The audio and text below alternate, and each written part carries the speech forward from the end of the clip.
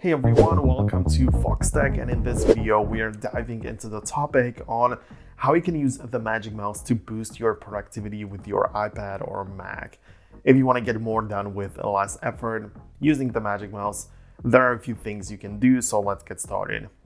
So one of the most effective ways to enhance your productivity is by enabling Apple's hot corners. This will allow you to assign specific actions to each corner of your screen. I'm mentioning this because for me, this is the most important productivity setting for my Magic Mouse.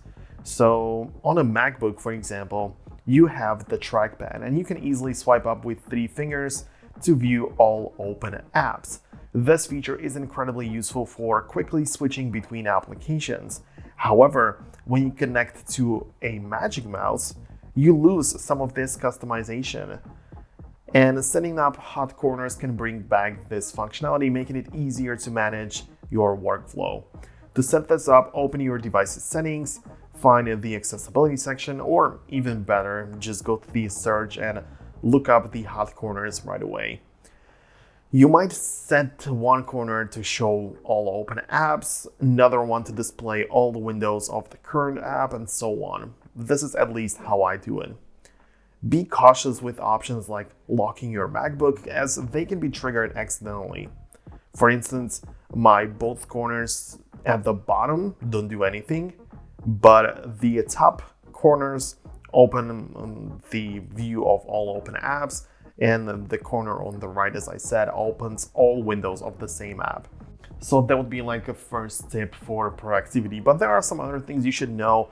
Obviously, if you want to be very productive and make sure the Magic Mouse is ready all the time, you should know that the Magic Mouse 2 has limitations, like it cannot be used while charging. So you can see that the lightning port is on the bottom, which is going to make it a little bit harder because you have to wait. You cannot be productive right away.